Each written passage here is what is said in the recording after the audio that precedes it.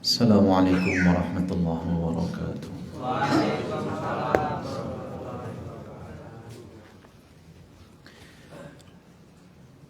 Innal hamdalillah nahmaduhu wa nasta'inuhu wa nastaghfiruh wa na'udzu billahi min shururi anfusina wa sayyiati a'malina.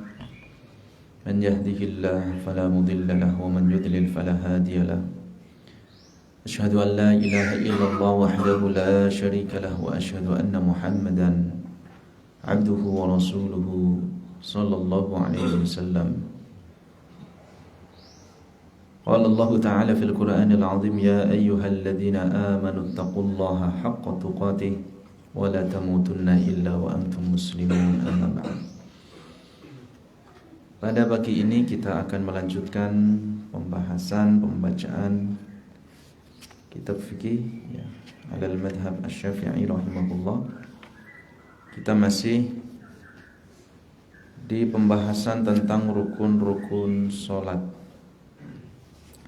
Terakhir kemarin kalau tidak keliru, rukun yang kita bahas yang terakhir adalah rukun yang ke-14 dan yang ke-15, yaitu at-tasyahhudu fihi was-salatu 'ala an-nabiy sallallahu alaihi wasallam fihi. Tasyahud akhir dan membaca salawat kepada Nabi sallallahu alaihi wasallam di dalam tasyahud tersebut. Kemudian yang selanjutnya qala al-musannifu rahimahullah was-sadisu 'asyara. Rukun yang ke-16 yaitu at-taslimatul ula. Membaca salam yang pertama. Jadi yang rukun ialah membaca salam yang pertama kali.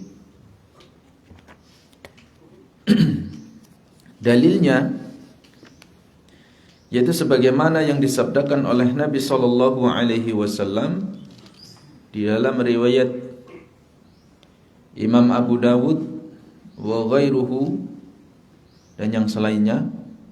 Beliau bersabda, miftahus salati at-tuhuru.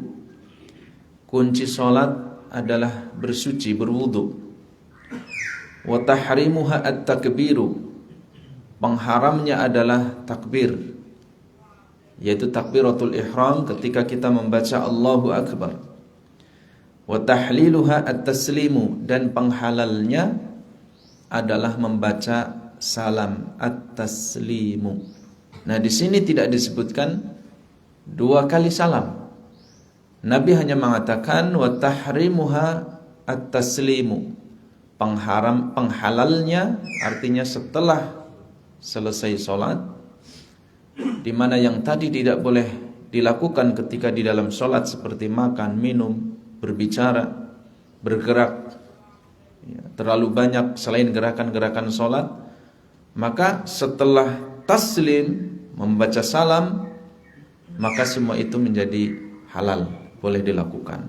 Nah, di sini hanya disebutkan wa tahliluha at-taslimu. Penghalalnya adalah salam, tidak disebutkan salam ke kanan atau salam ke kiri. Sehingga minimal dan yang menjadi acuan di sini, yang menjadi rukun itu adalah at-taslimatul ula. Salam yang pertama. Wa yajibu iqa'us salami halal qu'udi.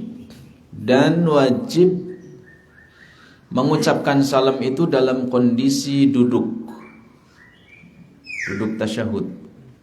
Wa aqalluhu, dan bacaan minimal salam adalah assalamu alaikum marratan wahidatan, sekali saja. Assalamu alaikum. Jadi yang dimaksud wa tahliluha at-taslimu, dan penghalalnya adalah salam. Aqalluhu, minimalnya yang dimaksud salam di situ adalah assalamu alaikum, minimal. Jadi bukan selamat pagi, selamat sore, tapi assalamu alaikum. marratan wahidatan, sekali saja. Wa akmaluhu, dan yang paling sempurna, assalamualaikum warahmatullah marrataini, membaca assalamualaikum warahmatullah, semoga keselamatan tercurahkan atas kalian, orang-orang yang ada di sebelah kanan, kalau kita menolehnya ke sebelah kanan, warahmatullah, dan rahmat Allah, kasih sayang Allah juga semoga tercurahkan atas kalian. Jadi lafaz ini adalah lafaz doa. Kita membaca salam ke kanan dan ke kiri, menoleh ke kanan dan ke kiri, itu artinya kita saling mendoakan di antara sesama kaum muslimin. Jadi indah sekali itu ibadah salat.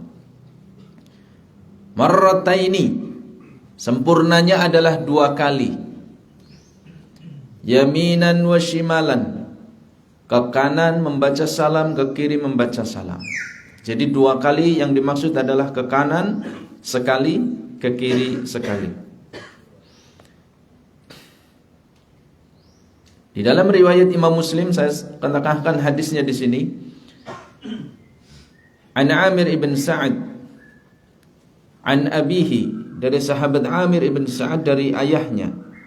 Dia berkata, kuntu ara Rasulullah sallallahu alaihi wasallam. Jadi di dalam kitab ini disimpulkan, kesimpulannya bahwa rukun yang ke-16 itu adalah salam yang pertama kali. Jadi yang kedua, salam yang ke kiri itu tidak bagian dari rukun.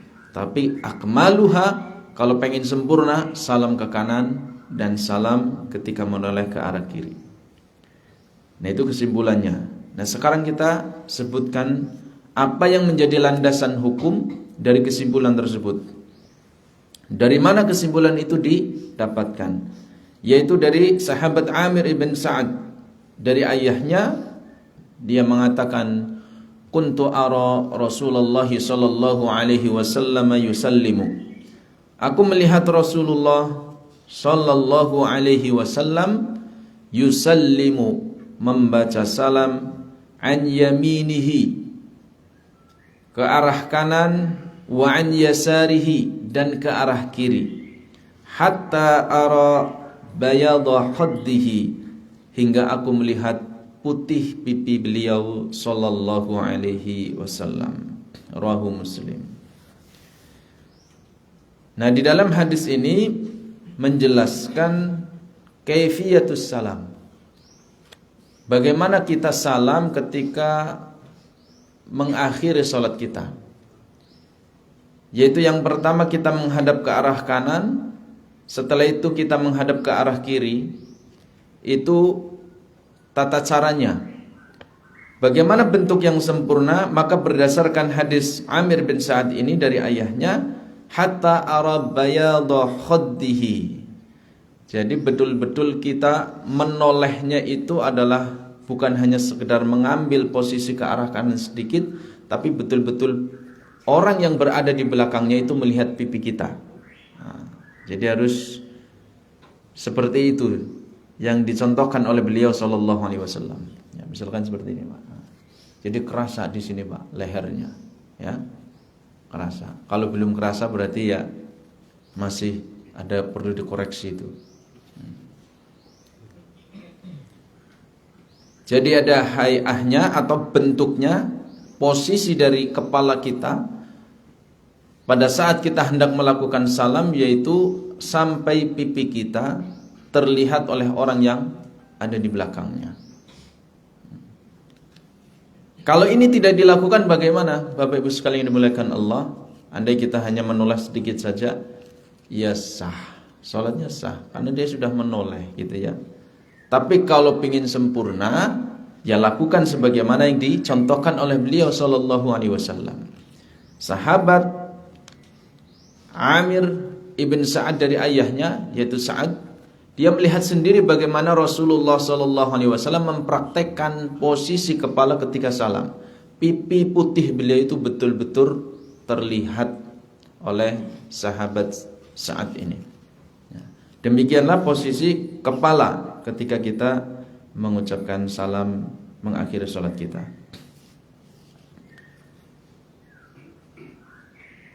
Kemudian di dalam hadis yang lain disebutkan kana sallallahu alaihi wasallam terkait bacaannya. Karena di sini di dalam hadis saat itu hanya disebutkan aku melihat Nabi mengucapkan salam ke kanan dan mengucapkan salam ke kiri sampai terlihat pipi putih beliau sallallahu alaihi wasallam. Ya, cara salamnya seperti apa? Maka di dalam hadis yang lain disebutkan riwayat Imam Muslim, kana sallallahu alaihi wasallam yusallimu an yaminihi. Nabi sallallahu alaihi wasallam membaca salam ke arah kanan, yaitu dengan membaca assalamualaikum warahmatullahi. Jelas. Jadi yang dimaksud bahwa wa tahliluha at-taslimu, yaitu bacaan assalamu alaikum warahmatullah. Hatta yura bayadu khaddihil ayman, hingga terlihat putihnya pipi beliau sallallahu alaihi wasallam yang kanan. Wa an yasarihi, kemudian beliau juga mengucapkan salam ke arah kiri dengan membaca assalamu alaikum warahmatullah hatta yura bayadu khaddihil aisar, hingga pipi putih beliau yang kiri pun terlihat jelas. Jadi bentuknya yang pertama itu ke arah kanan membaca assalamualaikum warahmatullah, ke kiri juga sama assalamualaikum warahmatullah. Kemudian hadis Abdullah yang diriwayatkan oleh Imam Abu Dawud menyebutkan anna Nabiyya sallallahu alaihi wasallam kana yusallimu an yaminihi wa an shimalihi hatta yura bayadu khaddihi. Nabi sallallahu alaihi wasallam mengucapkan salam ke arah kanan dan ke arah kiri sampai terlihat putihnya pipi beliau, yaitu dengan membaca assalamualaikum warahmatullah, assalamualaikum warahmatullah, sama seperti riwayat Imam Muslim. Kemudian riwayat yang lain an Alqamah ibn Wa'il an abihi, dari sahabat Alqamah ibn Wa'il dari ayahnya, dia mengatakan shallaitu ma'an Nabi sallallahu alaihi wasallam fakana yusallimu an yaminihi assalamu alaikum warahmatullahi wabarakatuh. Aku pernah salat di belakang Nabi sallallahu alaihi wasallam di mana beliau mengucapkan salam ke arah kanan dengan membaca assalamu alaikum warahmatullahi wabarakatuh, wa an shimalihi au shamalihi au shimalihi assalamu alaikum warahmatullah, rawahu Abu Dawud. Jadi bentuk yang kedua yaitu ketika kita menoleh ke arah kanan, bacaan salamnya adalah assalamu alaikum warahmatullahi wabarakatuh. Ada 3. Semoga keselamatan tercurahkan atas kalian, demikian juga rahmat Allah dan keberkahannya. Lalu kemudian ketika menoleh ke arah kiri, tidak ada penyebutan wabarakatuh, hanya mengucapkan assalamualaikum warahmatullah. Itu bentuk yang kedua.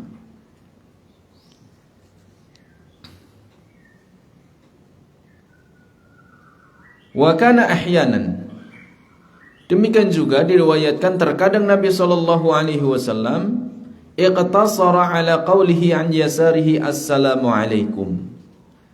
Bentuk yang ketiga adalah Nabi sallallahu alaihi wasallam sebagaimana di dalam riwayat An-Nasa'i, ketika ke arah kanan hanya membaca assalamu alaikum warahmatullah, ke kiri hanya membaca assalamu alaikum. Wa ahyanan kana yusallimu taslimatan wahidatan assalamu alaikum tilqa'a wajhihi yamilu ila syaqqihil ayman syai'an aw qalilan.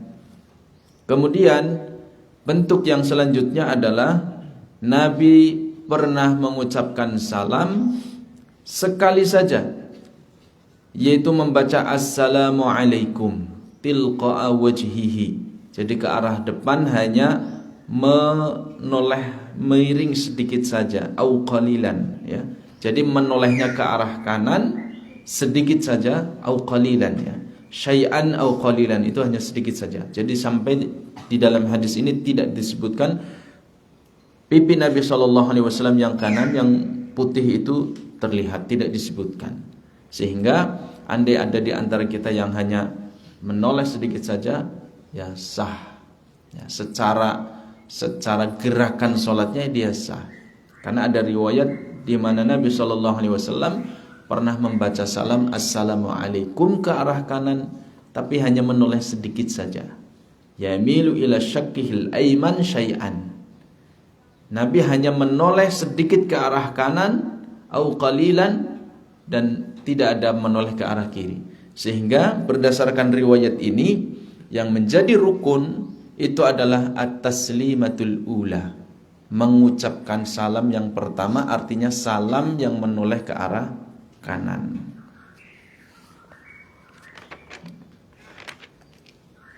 Wa kanu yushiruna bi aydihim idza salimu aw sallamu 'anil yamini wa 'anil shimali fara'ahum Rasulullah sallallahu alaihi wasallam. Ini pernah terjadi di zaman Nabi sallallahu alaihi wasallam, tatkala para sahabat ketika mereka salat, mereka berisyarat dengan tangan-tangan mereka tatkala membaca salam, baik ketika mengucapkan salam ke kanan maupun ke kiri. Maka kemudian beliau sallallahu alaihi wasallam mengatakan, ma sya'nukum tusyiruna bi aidikum. Apa gerangan yang membuat kalian berisyarat dengan tangan kalian? Ka'annaha adznabu khailin syumsin, seperti ekor kuda liar. Lalu Nabi mengatakan, idza sallama ahadukum falyaltafit ila sahibihi. Jika salah seorang di antara kalian mengucapkan salam, maka menolehlah ke arah sahabatmu. Wala yumi'u biyadihi, janganlah engkau berisyarat dengan tangannya. Falamma sallu ma'ahu aidan lam yaf'alu dzalika. Kemudian para sahabat yang dulu melakukan perbuatan ini, ketika salat kembali bersama Rasulullah sallallahu alaihi wasallam, mereka sudah tidak melakukannya lagi. Kemudian di dalam riwayat yang lain disebutkan, innama yakfi ahadukum an yad'a yadahu ala fakhidhihi thumma yusallimu ala akhihi man ala yaminihi wa shimalihi. Di dalam riwayat yang lain disebutkan bahwa kata Nabi sallallahu alaihi wasallam, maka cukuplah bagi kalian, yaitu ketika salam meletakkan tangan di atas pahanya. Kemudian setelah itu membaca salam kepada saudaramu, baik yang ada di kanan maupun yang ada di kiri. Jadi jamaah sekalian dimuliakan Allah Subhanahu wa taala, ketika kita salam, posisi tangan itu diletakkan di atas paha. Yad'ul yad 'alal fakhid, yaitu meletakkan tangan di atas paha. Nah, tatkala kita membaca salam itu, maka cukup tangan ini tetap diletakkan di atas paha. Tidak ada gerakan yang lain kecuali al-isyarah itu. Assalamualaikum warahmatullah, assalamualaikum warahmatullah.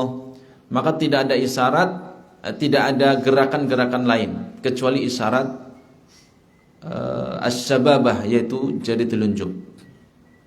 Artinya apa? Ada beberapa kasus di mana seseorang ketika salam itu tangannya di atas paha, kemudian pas salam assalamualaikum warahmatullah dibuka seperti ini. Pernah lihat, Pak? Apa jenengan sing gue? Assalamualaikum warahmatullah, ke kiri juga dibuka. Itu pernah terjadi di zaman Nabi SAW. Nabi koreksi, jangan lakukan itu lagi. Jika kalian sholat lalu membaca salam, cukup tangan kalian di atas paha saja, tidak perlu ikut bergerak. Yang menoleh hanya kepalanya saja. Menolehlah ke arah sahabatmu, ucapkan salam, doakan mereka. Kemudian menoleh ke arah kiri, ucapkanlah salam, doakan mereka. Itu yang ditunjukkan oleh beliau sallallahu alaihi wasallam. Kemudian as-sabi'a asyara, yang ke-17, niyatul khuruji minas sholati. Menurut sahibul matan, rukun yang ke-17 itu adalah berniat keluar dari sholat. Nah, pernah dengar Pak? Ya. Barusan kan dibaca. Berniat keluar dari sholat. Nah nih, maka di sini wahada wajhun marjuhun, menurut syarihnya yang mensyarah matan ini pendapat yang lemah. Wa qila la yajibu dzalika ayniyatul khuruji wa hadal wajhu wal asah. Adapun pendapat yang benar adalah tidak perlu ada niat untuk keluar dari sholat. Ya, tidak perlu ada niat keluar dari sholat. Kenapa? Li'anna niyat ad-dukhuli fi sholati munsahabatun 'ala al-khuruji 'ala jami'i sholati min awwaliha ila akhiriha fala hajata lin niyatil khuruji minha. Karena yang namanya niat di awal sholat itu, kita niat sholat itu sudah niat satu paket dari pertama sampai selesai.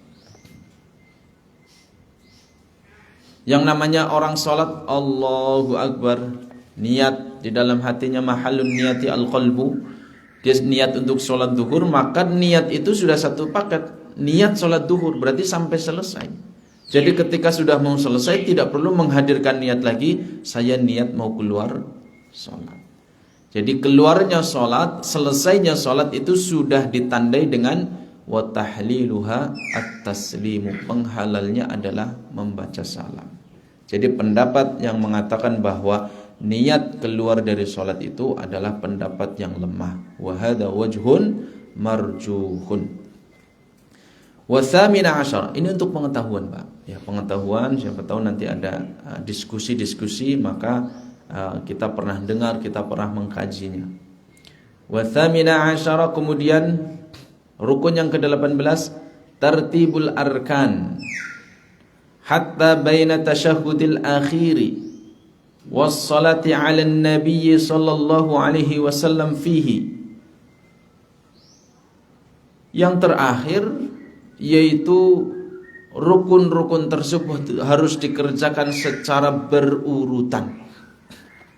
Tartibul arkan itu adalah bagian dari rukun sholat. Rukun sholat itu adalah perkara-perkara yang menyusun sholat, yang itu merupakan bagian pokok, bagian inti dari sholat. Jika itu tidak ada, maka sholat dianggap tidak ada. Seperti bangunan ini. Kalau bangunan ini tidak ada tiang-tiangnya, kanan aja, sebagian kanan tidak ada tiangnya, maka bangunan ini akan roboh. Demikian juga sholat. Dari niat, kemudian takbiratul ihram, kemudian membaca suratul Fatihah, kemudian ada ruku, ada i'tidal, ada tumakninah, sujud, duduk di antara dua sujud.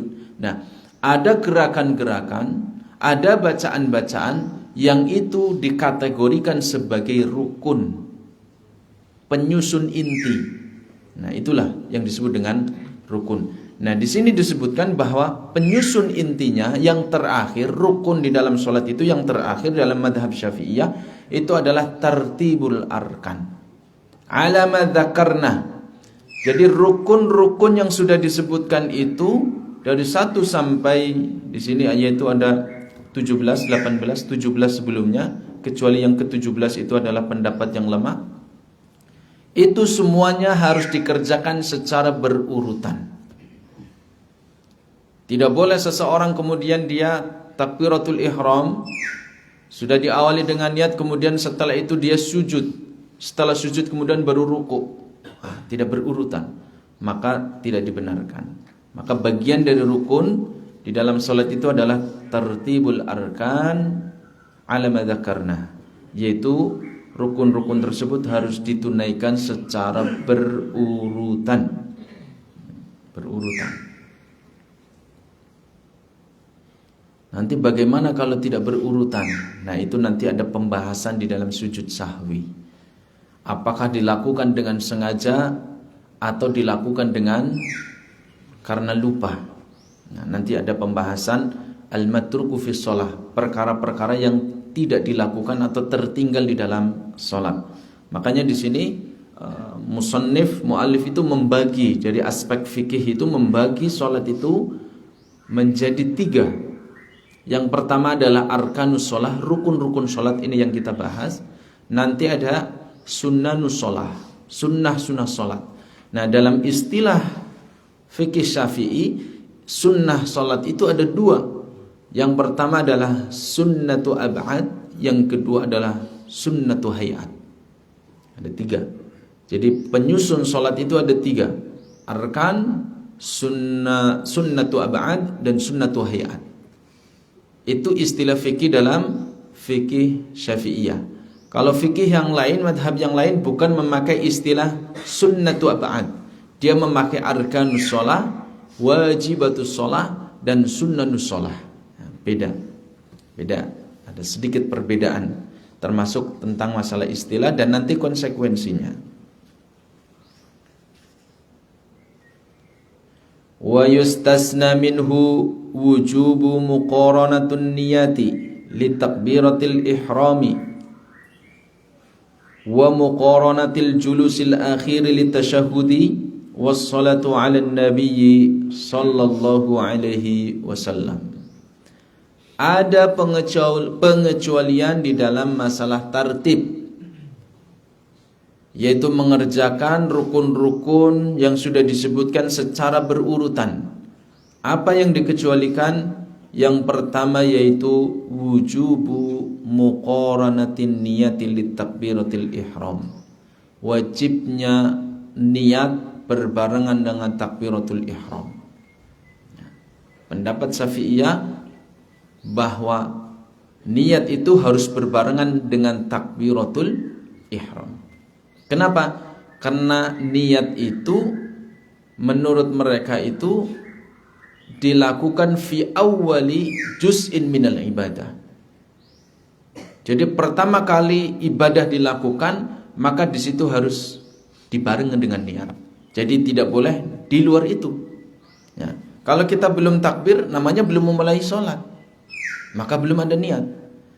Jadi niat itu adalah fi awwali juz'in minal ibadah. Ketika bagian pertama dari ibadah itu dilakukan, itulah niat dalam pendapat Syafi'iyah. Sehingga di sini tertib berurutannya rukun-rukun itu antara niat dengan takbiratul ihram ini pengecualian, dikecualikan. Kenapa? Karena niat dengan takbiratul ihram itu harus dilakukan berbarengan.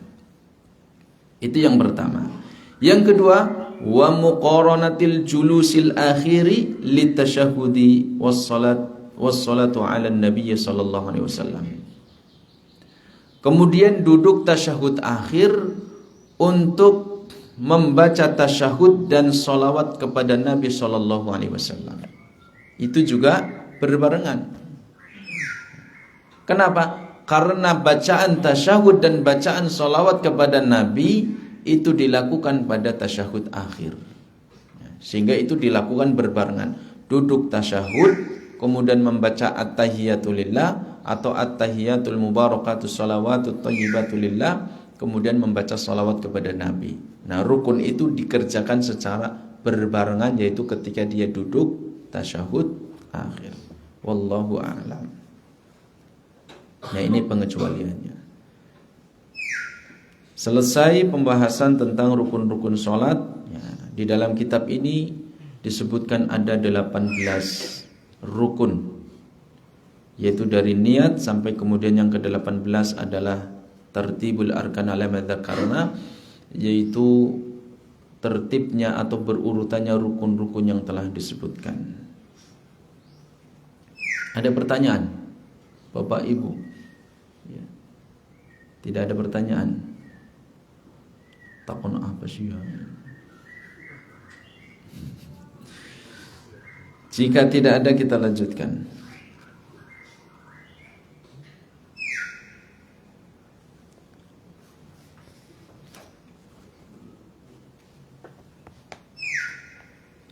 Bisa dipahami Pak?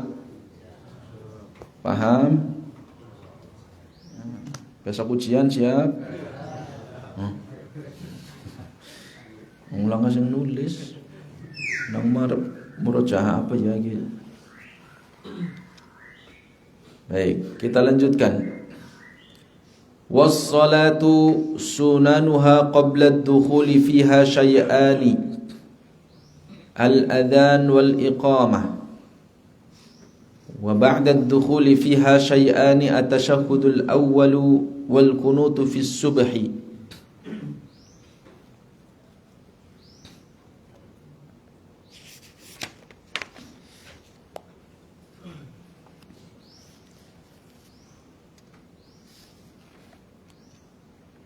Kemudian di sini disebutkan was-salatu, yang dimaksud adalah was-salawatul khamsul maktubatu, salat yang 5 waktu, subuh, zuhur, asar, maghrib, isya. Maka dia memiliki sunnah-sunnah.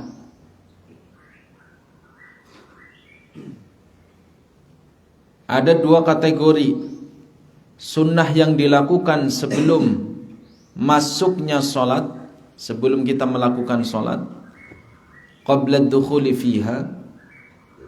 Maka ada 2, yaitu al-adhan wal iqamah. Adhan dan iqamah.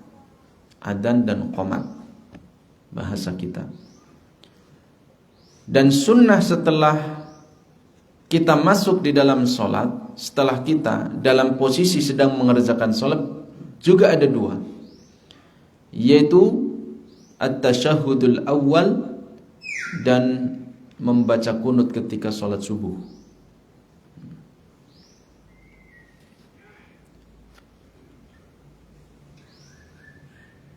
Wa fi akhir al-witr fi nisfi tsani min syahri Ramadan. Kemudian kunut juga dibaca pada saat akhir dari setengah bulan Ramadan yang terakhir, ya, separuh dari bulan Ramadan yang terakhir. Jadi pada saat sholat subuh dan pada saat setengah dari bulan Ramadan yang terakhir, ya. Baik, kita bacakan satu-satu biar nanti tidak gagal paham. Ya, ini kan masalah, ya, ini kajian ilmiah, harus kita bisa diskusikan. Yang pertama adalah sunanuha qabla dukhuli fiha. Jadi disebutkan di dalam Al-Mawsu'ah Al-Fiqhiyatul Kuwaitiyah, dalam ensiklopedi fikih, ya, namanya Al-Mawsu'atul Fiqhiyatul Kuwaitiyah. Kitabnya itu banyak sekali, sampai berapa jilid ya? Sampai 80 jilid atau berapa lebih kalau tidak keliru. Di situ disebutkan bahwa tanqasimu sunanus sholati ila sunanin tu'adda qabla sholati wa sunanun au sunanin tu'adda fi asna'iha.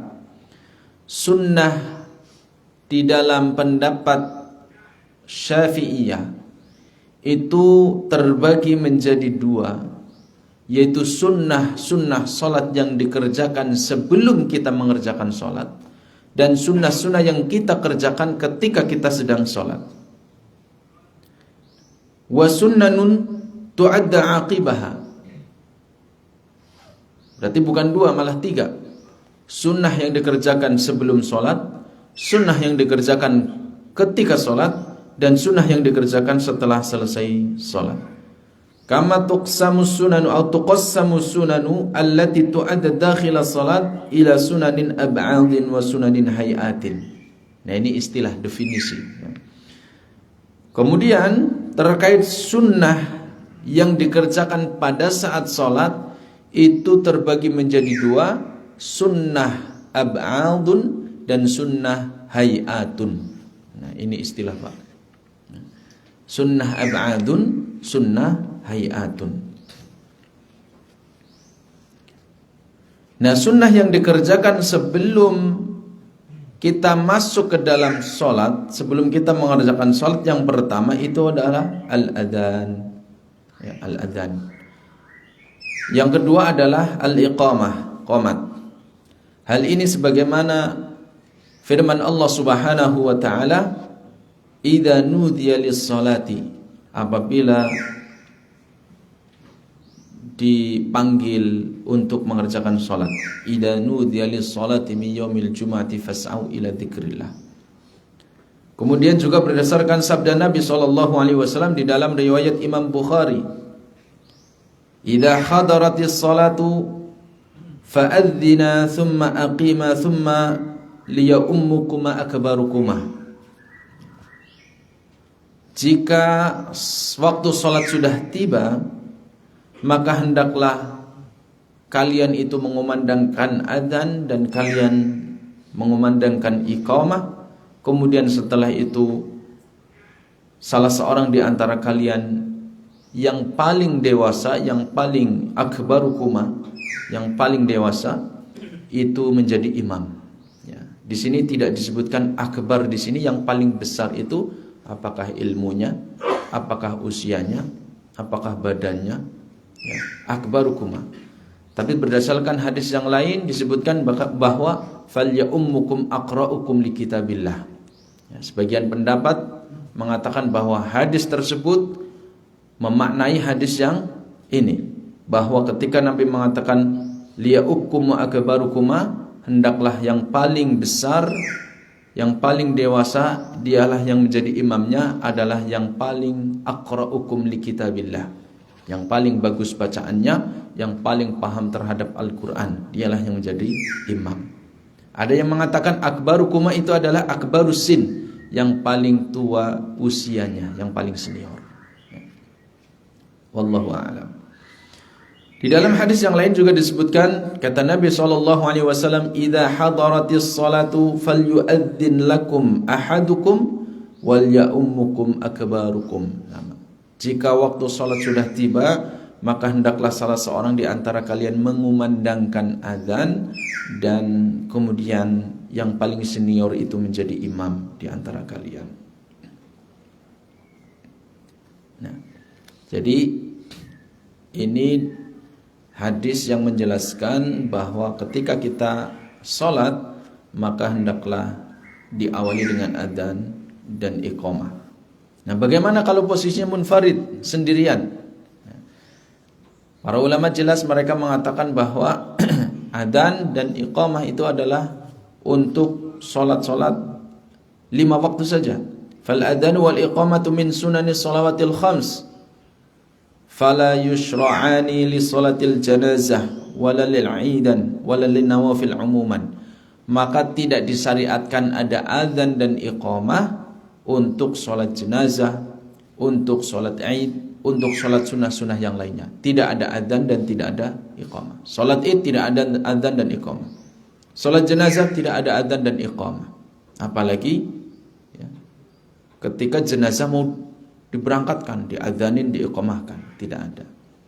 Untuk sholat jenazahnya saja tidak diawali dengan adzan dan iqamah.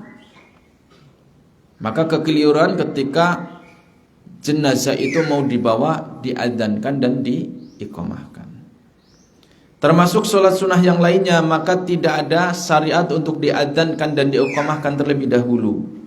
Kenapa? Karena adzan dan iqamah itu disyariatkan hanya untuk sholat 5 waktu.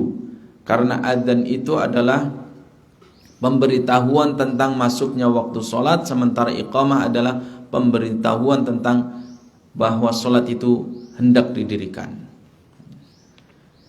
Sehingga dengan demikian, berdasarkan hadis yang tadi, idza hadaratis salatu falyu'adzinu ahadukum wal ya'ummukum akbarukum, ini posisinya adalah jika mereka dalam kondisi sholat berjamaah, minimal adalah diiqamahkan, ada iqamat minimal di situ. Kalau ada adzannya bagus, kalau ada iqamatnya hanya iqamat saja itu tidak mengapa. Nah, bagaimana kalau posisi sendirian? Maka tidak, para ulama berbeda pendapat. Ada yang mengatakan dia boleh adzan dan boleh iqamah. Ada yang mengatakan cukup bagi dia iqamah saja. Ada yang mengatakan tidak perlu ada adzan dan iqamah karena dia sholat sendirian. Sesuai dengan definisi dari adzan itu adalah tentang pemberitahuan masuknya waktu sholat. Sementara dia sendirian posisinya.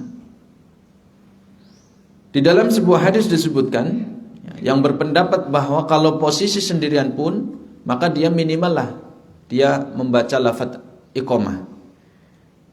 Kata Nabi SAW, fa idza kunta fi ghanamika, jika engkau sedang mengembala kambing, berarti kan jauh dari kota, jauh dari masjid.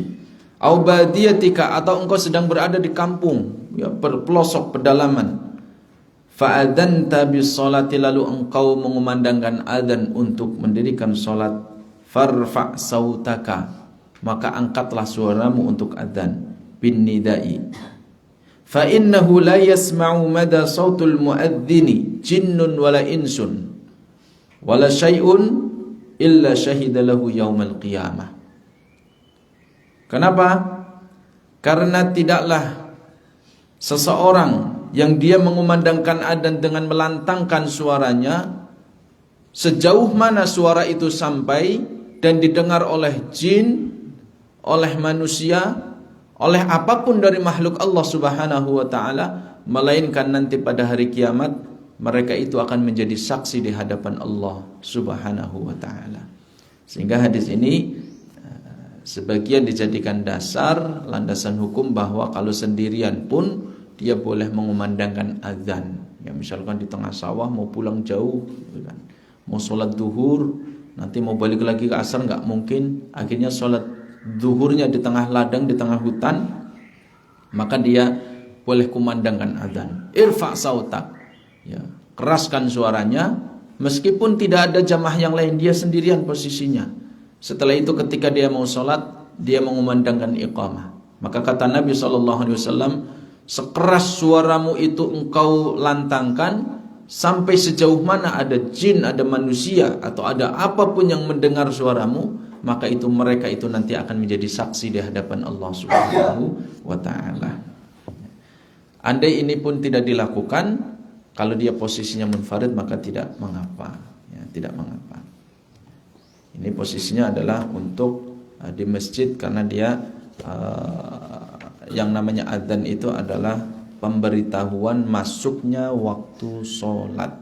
Adapun iqamah adalah al-i'lam bi iqamati sholat, pemberitahuan tentang didirikannya sholat, hendak segera didirikannya sholat.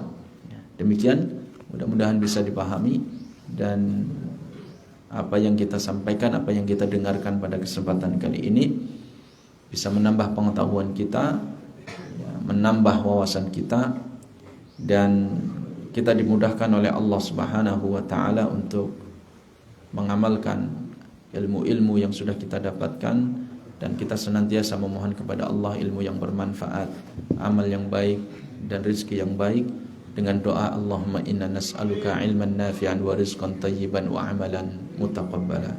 Aqulu qali hadza subhanakallahumma wa bihamdika asyhadu an la ilaha illa anta astaghfiruka wa atubu ilaik. Assalamualaikum warahmatullahi wabarakatuh.